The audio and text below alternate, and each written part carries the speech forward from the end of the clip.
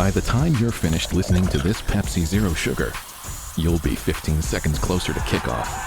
Stock up now. Bengals game day is so close, you can almost taste it. Bengals watching. Better with Pepsi. There's no better feeling than a personal win, and the State Farm Personal Price Plan can help you do just that. Talk to a State Farm agent today to learn how you can bundle and save with the Personal Price Plan. Like a good neighbor, State Farm is there. Prices are based on rating plans that vary by state. Coverage options are selected by the customer. Availability, amount of discounts and savings, and eligibility vary by state. When you need mealtime inspiration, it's worth shopping Kroger for thousands of appetizing ingredients that inspire countless mouthwatering meals. And no matter what tasty choice you make, you'll enjoy our everyday low prices. Plus, extra ways to save, like digital coupons worth over $600 each week and up to $1 off per gallon at the pump with points. So you can get big flavors and big savings. Kroger, fresh for everyone. Fuel restrictions apply. Thanks for choosing this free Anfield Index podcast. If you'd prefer to listen to this or any of our other shows without adverts, then now's the time to check out Anfield Index Pro. With AI Pro, you can supercharge your entire listening experience. You'll not only get all of our podcasts without the ads, but you'll have them far faster with our Quick Publish feature available exclusively for subscribers. AI Pro also puts you in the heart of our sound studio, with an option to listen to many of our shows live and interact with the podcasters in real time as the shows are recording. Upgrading couldn't be easier. AI Pro is available on all popular podcast platforms. Just head on over to AnfieldIndexPro.com and get started today. Hello everyone and welcome back to RIVALRY Recon here on Anfield Index Pro. I'm Harry Sethi. Top of the table Reds beat struggling Wolves 2-1 last weekend in a game that proved tougher than it needed to be, largely down to some sloppiness on Liverpool's behalf. In a similarly strange game at times, Slot's side eventually dispatched Bologna 2-0 at Anfield on Wednesday night, courtesy of Alexis McAllister's first Champions League goal and a vintage Mo Salah strike for his 49th goal in the competition. Slot's side turn their attention back to the Premier League this Saturday lunchtime as they take on Crystal Palace at Selhurst Park in the early kickoff. Will the Reds be able to take their chance to solidify their position as league leaders, or can Oliver Glasner's side cause Liverpool yet more problems? Joining me on the pod to discuss their terrific end the last season and why this campaign has started off somewhat sluggish for Palace, I'm delighted to welcome back Joe Walker from the 5-Year Plan and International Clearance podcasts. Welcome back, Joe. Good to speak with you. We were chatting just a little bit before the pod there. I feel that we've been through a whole cycle since we last spoke, but yeah, welcome back. Oh, glad to be back. Glad to talk Palace at any opportunity. And I, despite the really terrible form prior to that last visit, I really enjoy any visit from Liverpool at Selhurst Park, for example, or just playing you guys. It's never a dull game. I can't remember the last time we played out a drab. There's always chances, even if we take a shellacking from your sort of really impressive strike force. I still enjoy the contest. It's always been a really intriguing one for us. So that's one of the fixtures I look out for, certainly. Yeah, it's always usually a battle, actually. I was thinking about that even ahead of the last game where Liverpool played Wolves. And there must be so many games against Wolves now where I'm sure if you looked at it on paper and looked at the results and looked at the stats, you'd be like, Liverpool always beat Wolves and it's quite comfortable. I've never really felt comfortable against Wolves. It's always feels much worse than maybe it actually is, but always a difficult one. And Palace away especially, always tricky, even though I think, we're far enough down the road away from Istanbul now that I don't need to hear it mentioned again by TNT Sports, but I'm sure I will on the weekend. And you mentioned the poor form that Palace were in ahead of the game at Anfield last season, towards the end of the season, and we could talk about some of the slower start to the season this time round. But of course, that game at Anfield proved sort of like the spark, I guess, into that 1-0 win. And I was saying to you just before we started recording, in my view, but largely deserved that win, actually. I thought Palace were excellent on the day. And then it spurred a run of, I think it was 6 wins out of the last 7 games. and some huge score lines in there as well. Huge performances. I mean, thoroughly enjoyed 4-0 over Manchester United, of course. Yeah. And I was saying to you, right, I think for 6-7 weeks, it's a pretty decent argument that Palace were the in-form side in Europe.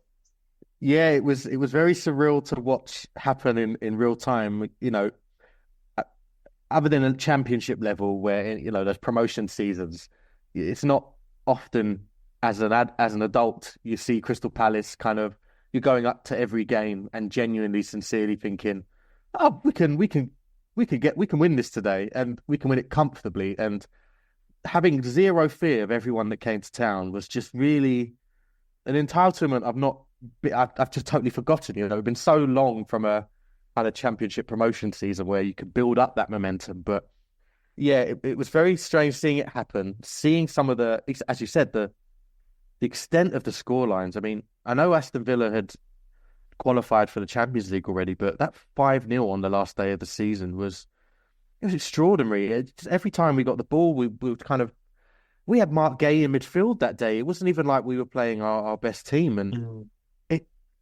I mean, we might come up again later, but that whole run was without him playing. He was injured for the majority of it, which is kind of plays into some of the form that's happened at the start of this year. It was a very steady, consistent 11 for the most part at the back end of that season, but it was not our full strength. There are a few square pegs in there. I think the game at Anfield was the first time we played Nathaniel Klein in a back three, which absolutely nobody had seen before. Nobody was expecting to happen. I think there was a late injury that led to that. Liverpool fans had never seen it before either. Exactly. And it turned out to really work, not just in that game, but he was incredible. He earned himself a new contract. I think he was just seeing out I think he was expected to leave prior to that game, and then just was extraordinary. And everything that we were kind of turning our noses up to prior, you know, Will Hughes in midfield, Nathaniel Klein at centre-back, for example, even Chris Richards at centre-back, as sort of very much a second-string American international.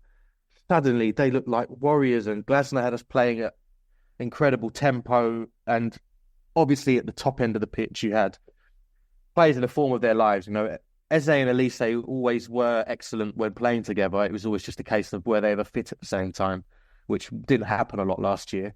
And then Jean-Philippe Mateta was just eating up all the creativity from those two players. And obviously he's had quite a surreal summer himself and what's come from that. But yeah, in that time, I think the attempts in the summer, we knew players would go. If I'm honest, so Elise was pretty assumed he'd leave. There was big expectations that Gay was gone. I think Palace signed his replacement in Chadi Riyad, a Barcelona centre-half. He's injured now, but I just think the interest wasn't there. I think the PSR era that we're currently in, certainly the chapter of PSR, has meant that I think those kind of huge transfer fees, they're not as common, and you know, only so many teams are in the market per window now, and all these promises I think we've made to some of these players in this new model of, you know, have a good couple of years, do what you can, take us as far as you can and improve as a player, and then you're free to go for the right money. I think Mark Gay didn't push on that Newcastle move because I think he was expecting better interest, and probably will get it next year when the transfer fee's a bit lower because his contract's reducing. But as a result, we've got something like 7 or 8 centre-backs at the moment, and most of them have played. It's been very odd trying to work out what's the actual best settled back three. We've got Nathaniel Chalobah on loan from Chelsea, who hasn't played yet. It's extraordinary depth there, but then equally, Everett Chiesa, I think the Palace chairman said he was surprised there wasn't more interest in the summer. This will probably be his last season. I'd wager it may even be Adam Wharton's last season at Palace. And if he regenerates the form of last season back end, it's probably Oliver Glasner's last season. So it's a very odd time to be a Palace fan. And I think inside you want it to be, you know, this is the one season where we'll have a real good go at it. This will be as good as it gets, if you like, with the players that we've got until everybody moves on. And it's just been a very stuttering start. Some fitness issues in there, but we've not looked anywhere near the attacking threat as that sort of final 6-7 weeks of the season.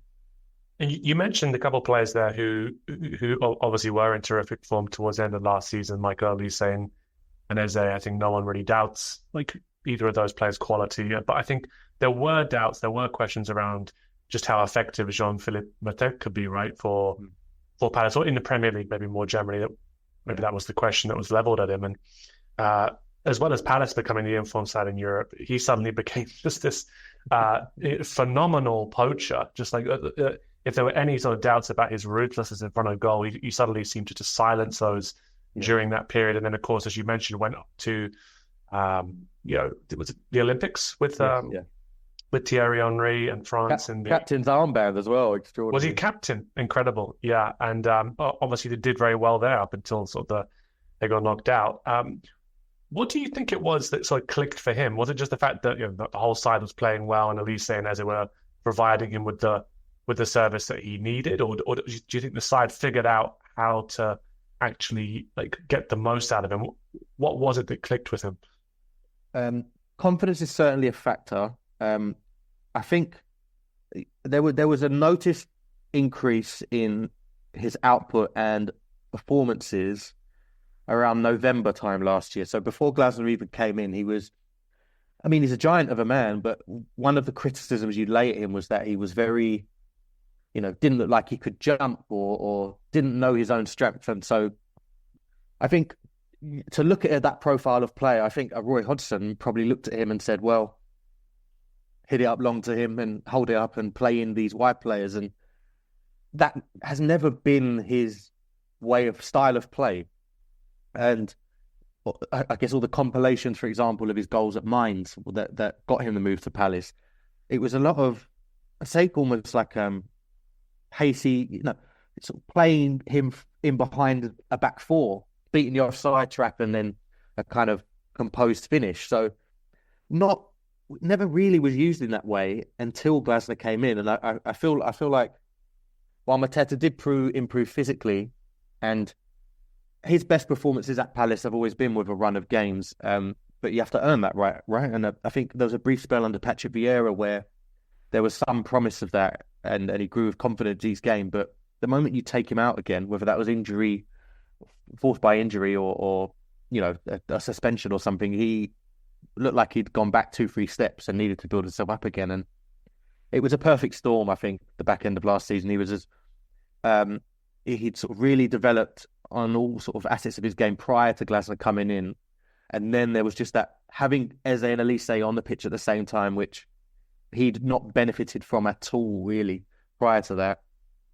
It's just been it was an ongoing problem with Michael Elise over the years, just so essential for us that we were rushing him back constantly. And he was almost too good for his own good, because the output was such that even playing on one leg, he would still deliver an assist. So it was not good for him long term, but Matata certainly benefited from it. And some of the goals he was scoring towards the end, it was a lot more reminiscent of the style of goals he was scoring at Mainz prior to coming to Palace. So I think it was having just two creative players in the form of their lives, but also playing to his strengths, absolutely. And having those players, though one of those players missing, is enough of an impact. I described it. I'm on the Palace podcast that I'm on, 5-year plan. I think the way we nailed it down, Eze at the moment is a bit like ants without deck, if you like. They really worked as an extraordinary partnership. And Eze had something similar with Zaha in his first couple of years at Palace. When he's the sole talisman, it's not quite as natural at Premier League level for him. He really, really benefits and rises his own game from having somebody else trying to make things happen, and in turn drawing defenders, a little bit more spread evenly, rather than you put a player on Eze, and that will be enough to stifle him. It happened at Goodison Park last week. I think Sean Dyche had a really sort of disappointingly simple answer to how he stopped Eze in the post-match interview, and just said, "Oh yeah, I put this defender on him, and that was it." And then that's enough when the other options are not there. We haven't replaced Elise directly. We took an approach of buying a number of players that could play in that position, but it's all a bit square pegs. And what the right side was incredible for us. Mateta would benefit from, if it wasn't Elise cutting inside on his left and putting these perfect balls, and I've seen them described online as the Lamine Yamal style cross, but Elise is very much the same. But if that opportunity wasn't there, you would have Daniel Munoz coming down the right-hand side, who's a really enjoyable January signing for us. He's the Colombian international. Very high up the pitch, very attacking wing-back, which is something we'd lacked for years. But then if he couldn't get the opportunity, Nathaniel Klein from centre-back would carry on, follow his right-back instincts, and also try and overlap. So we'd always have so much happening down that right-hand side, which no team seems to know how to deal with. We've now stopped playing Klein at centre-back because we bought an untold amount of centre-backs that's their trade. And they are good players, but they don't quite operate the same way. And Elise has been replaced by, firstly, Daichi Kamada, a Glasner player from, they won the Europa League together with Eintracht Frankfurt. A good player, but is taking a touch too many currently in the Premier League. He's really struggling with the pace of the game. And he doesn't play the same, and that's absolutely fine. But he did feel like a square peg there alongside Eze. He's since been moved around. Glasner's still trying to work out where's best for him on the pitch. He may end up in centre midfield on the weekend. And instead, in his place next to Eze is Eddie Nketiah, who's actually been very impressive, but a little bit too far away from the goal, and just doesn't use that right-hand side in the same way, because he's more direct, trying to run at defenders, but not going down the right-hand side. And what was our most potent asset at the back end of last season is now just this giant area of nothingness where Daniel Munoz is waving his hands in the air and shrugging, because he's now expected to make the run, make the tackle, make the run up there, do his own overlap and put the cross in. And it's just, obviously, that's nonsense. So we are far more sluggish, nowhere near as fast on the break. And Mateta is almost a symbol of that, because the chances that are coming his way are almost disappeared. His form in terms of finishing and such is still there. When he does get the chances, he puts them away. He's got a couple this season, but the amount of chance coming his way has dropped off massively. When you need mealtime inspiration, it's worth shopping Kroger for thousands of appetizing ingredients that inspire countless mouth-watering meals. And no matter what tasty choice you make, you'll enjoy our everyday low prices. Plus, extra ways to save, like digital coupons worth over $600 each week and up to $1 off per gallon at the pump with points. So you can get big flavors and big savings. Kroger, fresh for everyone. Fuel restrictions apply. I'm Carol from Sunbury, Ohio. I'm a Republican, but I don't care who does the job as long as the job gets done. That's why I like Sherrod Brown. He stood up to both parties on China and worked with Republicans to fight fentanyl, because Sherrod fights for Ohio. That's leadership. Paid for by friends of Sherrod Brown. Oh, such a clutch off-season pickup, Dave. I was worried we'd bring back the same team. I meant those blackout motorized shades. Blinds.com made it crazy affordable to replace our old blinds. Hard to install? No, it's easy. I installed these and then got some for my mom. She talked to a design consultant for free and scheduled a professional measure and install. Hall of Fame son. They're the #1 online retailer of custom window coverings in the world. Blinds.com is the GOAT. Shop Blinds.com's primetime kickoff event. Save up to 50% off select styles, plus doorbusters. Rules and restrictions may apply. I don't need a VPN. I've got nothing to hide. Ha. This is what I used to tell myself before I hooked up with LibertyShield.com.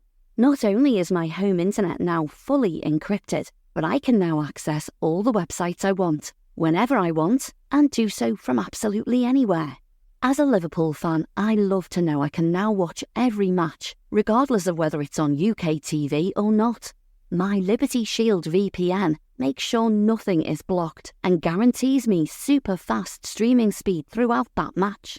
You can get connected right now with their software package, which includes a 48-hour no-obligation free trial and instant access to their apps for Apple, Android, Fire TV, PC, Mac and Android TV. Or go a step further like I have and get one of their pre-configured VPN routers. These small but powerful devices allow you to easily connect every device in your home to VPN, making it the perfect solution for smart TVs, Mac boxes, and games consoles. Visit libertyshield.com today and use coupon code AIVPN25 to get 25% off at checkout. Yeah, so I was like, Jean Duran is the latest, sort of cult striker to be enjoying a real period of good form. Obviously, different player, but yeah, I feel like it's sort of a similar kind of vibe emanating from him with some of the goals that he's scored, some of the moments he's been involved in, and you touched upon it already. Actually, I was going to go to it, and obviously after that 5-0 win, the final game of the season, the whistle goes, and you mentioned there you already were sort of accepting that there were going to be players who you lost, and just in terms of those who went, you mentioned Michael Elise, spoken about that. I mean, I think the opportunity to obviously go and work with a former Burnley manager was too strong for him. I'm sure it was nothing to do with the fact that at Bayern Munich, but he's done very well and he's gone there. It's a good fee. I think perhaps could have gotten more, but I think the contract situation probably meant that absolutely, it was what it was. Joachim Andersen, who's obviously again a really reliable part of that back four or defense for you anyway. Someone I always liked, actually. I thought to tell sort of how he played the game and some of his distribution, I thought was really, really good as well. Sam Johnston, obviously over to Wolves.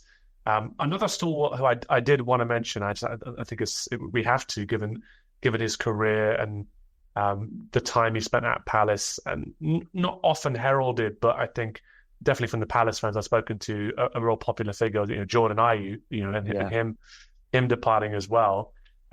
Just wanted to get your thoughts on, let's talk about some of those departures and a little bit about Jordan Ayew, because I think often maligned. I've got Ghanaian members of my extended family. Oh, they can't stand him, can they? And it's a love-hate relationship. I think there was once a sentence they said, if you ever wondered, why you shouldn't, eat fufu and then go play football, watch Jordan play for 9 minutes. But I always admired him, and I always admired the way in which he would graft. He'd graft and graft and graft in games, and occasionally score a spectacular goal from nowhere. But just give us your thoughts on him and maybe any of the others who left. Yeah, so I'll get to Jordan because I've probably got my longest tribute for him. Sure. The Anderson one is really interesting, and I think it was the unforeseen departure of all those you've mentioned. So when I said earlier that Mark Gay was expected to leave, I think Newcastle felt a bit messed around. Obviously, Gay wasn't pushing for it necessarily, but I think Palace changed the price tag several times, and one of the reasons for that was this unforeseen interest in Joachim Andersen. I think what Fulham's bid, the money is what it is. We got about £30 million for him, which, it doubled our money essentially. But I think they are paying him north of £100,000 a week for 6 years.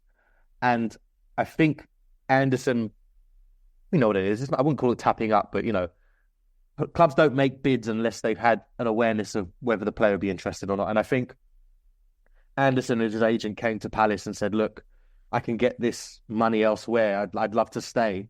But look, and he'd played for Fulham before. He captained Fulham before on loan.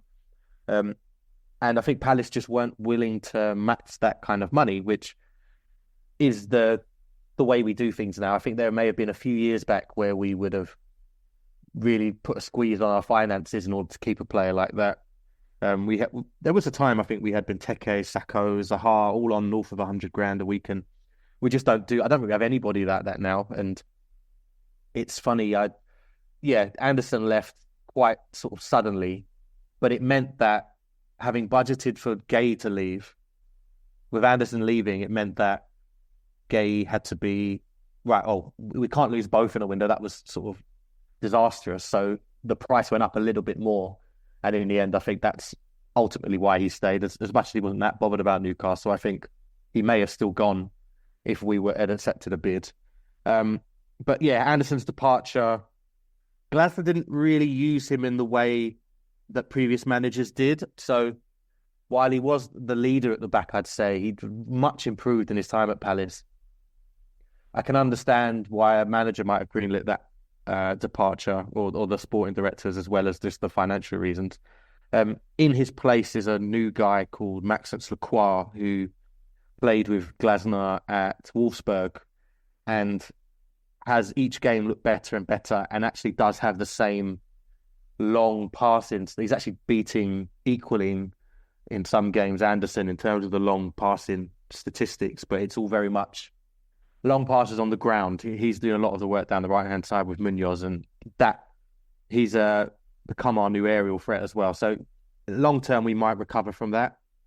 Sam Johnston, just very unlucky. I think his story at Palace was that he came in probably with assurances that he'd be our number one goalkeeper.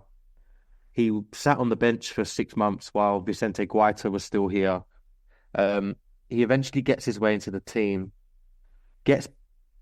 I think he's homesick. Says he's homesick by not playing. So when he does eventually get into the team, obviously naturally playing every week, getting the appreciation, suddenly he's not homesick anymore. But in that time, Palace have gone, okay, we'll sell you then. Bought Dean Henderson from Manchester United for something like £20 million. And Sam Johnston, having got back into England contention, has now just got this other incredible keeper breathing down his neck. And then the moment Sam Johnston gets injured, he has won a season, it's Dean Henderson's spot to lose now. And so it was all pure profit for Palace. He was signed on a free and we sold him for like 10, 12 million. It's sad because he was an excellent keeper, but one we all sort of predicted because of the circumstances of his arrival and just very strange time. Ayew is one that we knew was coming. I think the Leicester money was too good to turn down as well for somebody we signed for like £1 million, £2 million 5 years ago. But he has, as you say, I call it world-leading foul-winning ability, which, obviously you want a more of an all-round game in someone that is classified as a forward, and he is very rarely near the goal. He's always... His best work is being sort of the outlet on the break, or certainly if you're deep blocks and stuff, and he's the player that you want to get it out to, and he'll win a free kick, and that relieves loads and loads of pressure. I actually remember your visit to Selhurst last season. I took a Ghanaian with me, a Ghanaian fan in there. He didn't understand why Palace was so loyal to him, having seen Ghana play him as the 9, and it's it's leaves a little bit wanting. But I just explained to him, look how many times he release pressure and wins fouls here when Liverpool are like catching us on the press and stuff, and it's incredible, and that's been really difficult to replace. Sometimes it's hard to articulate that you don't see that on Match of the Day. It's not certainly not comes up in your goals and assists and stuff, but someone that's really, really useful for a mid to bottom half side that needs to relieve pressure, that needs to just give itself a breather, playing against better sides, playing against evenly matched sides away from home, when you just need to just kill the game for a little bit by winning fouls and free kicks. He was essential for that, and we haven't replaced that either, as they can do it, but I was exceptional for that. And he left with just a really, really great fondness from most of the Palace fans, who some really didn't like his goal scoring output, but in the end, I think there was an appreciation for what he brought to the team. And we played Leicester at Selhurst a few weeks ago, and he got standing ovation, which is unusual for a player of that caliber and someone that I don't think scored 20 goals for Palace. But sure, just it speaks to that player ability. And yeah, while financially some of these moves made sense, replacing them in a summer where most people are away at major tournaments didn't, which is a new thing for us even. It sounds silly to say, but it doesn't really happen for Palace. We don't normally have so many players away. I mean, there were 4 or 5 in that England squad, for example. Just extraordinary. So it feels like we're still having our pre-season almost, which 15-20% into the season already is slightly concerning. But we've had worse starts. Yeah, no, thank you for going over some of those departures, and I think, Jordan, I think there is a nice fondness because you actually you do forget, IU brothers and sort of their significance to Ghana as a sort of like a footballing pair, and even their dad, right? I mean, their dad's like Abedi Pele is like legend as well. Anyone who's played FIFA, you know what's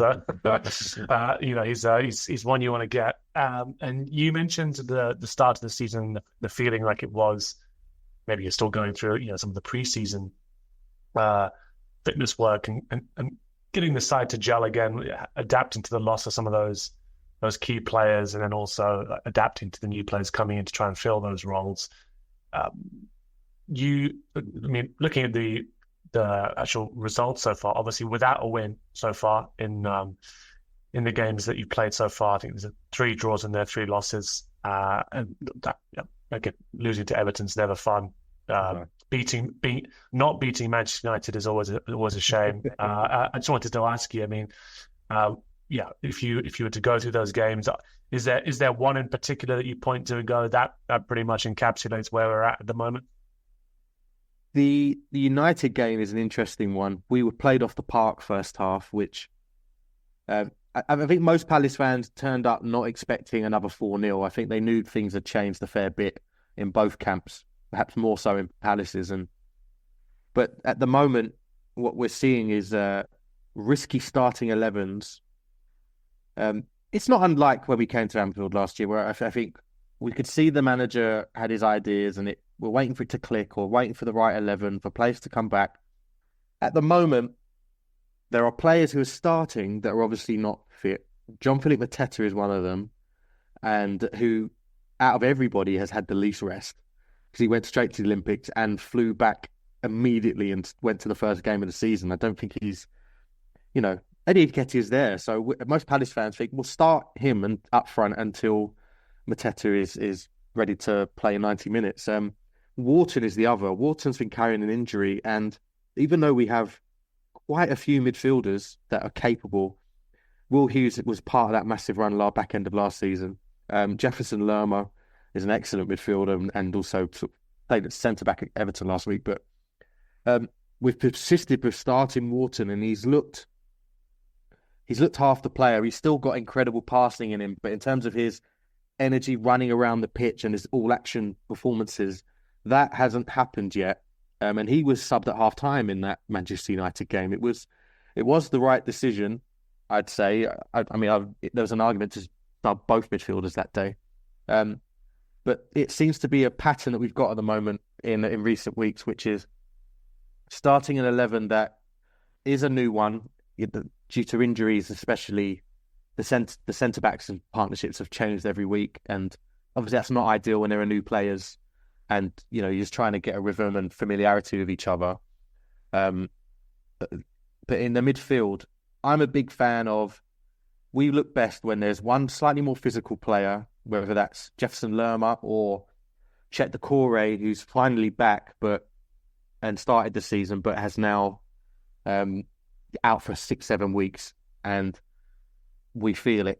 Him alongside of Wharton makes it looks a lot better. But when you've got Wharton, as we have currently with Daichi Kamada, because I think Glasner believes in him so much, having had so much success with him elsewhere, that he is really trying to find a place in the team for him, regardless. And him and Wharton as a partnership just leaves too much in behind. Really, there's a lot of the goals we've had have just been their slack passing or gaps left in behind them where they were both trying to do the same thing higher up pitch. And that's my real concern for this Saturday afternoon. I think Liverpool can really, if we start with those two again in midfield, even if Wharton's more fit, I think you'll have far too much joy in it, and suddenly having to claw their way back into the game. We definitely improved in that United game.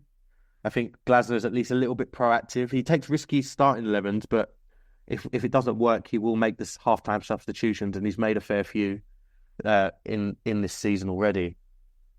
But sometimes it's too late by then. Leicester, for example, we drew 2-2 with Leicester at home. We had an excellent second half, but we were 2-0 down by that time. And it's just, you can't you're not doing yourselves any favours like that. I must say, we were warned by... Warned is, I don't know if that's the right word. Oliver Glasner is known for starting seasons really slow. I think he likes to experiment way into the season. That may prove to be the reason we started as we did under him. I think we won the first game under him, and then there was nothing for 5-6 games, and then we clicked into gear. But apparently this was apparent at Wolfsburg, at Eintracht Frankfurt. So maybe we shouldn't be so surprised it's as bitchy as it is, but there have been some sort of concerning selections, picked by good subs.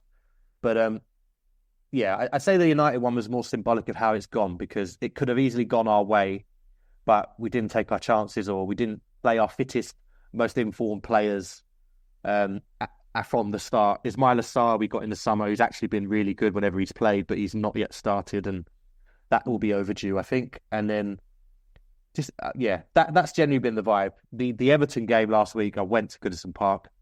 That was a bit of one you just had to write off. We haven't won there in 10 years. I don't understand what's wrong with us, but we always save our worst performances of the season for Goodison, and that may not be as symbolic of the rest of the season, but it was pretty bad. But we've not been as bad as that in other games. Hey guys, it's Eddie Gibbs from Anfield Index here. I hope you're enjoying this podcast, and I'm sorry to call time on the show before it ends. In the current climate, it's tougher than ever before to offer podcasts for free. At Anfield Index, we produce over 75 free shows every month, which I'm confident is unparalleled in the LFC sphere. Whilst we'd love to offer everything for free, the production costs now make this impossible. That said, we don't want to follow the model of other channels and lock all of our content behind a paywall. So what we've decided to do is to continue offering every show for free, but cut that offering to 30 minutes on our longer shows. So to get all of our shows in full and enjoy the best of everything we have to offer, we really hope you'll consider supporting the channel and signing up at AnfieldIndexPro.com. For about the price of 1 cup of coffee, you'll get every podcast in full with 0 ads. You'll also get access to our LFC VIP community, where you can enjoy live podcasts, engage with our podcasters, and chat with other Reds in real time. So that website again, AnfieldIndexPro.com. Join today. This podcast is part of the Sports Social Podcast Network.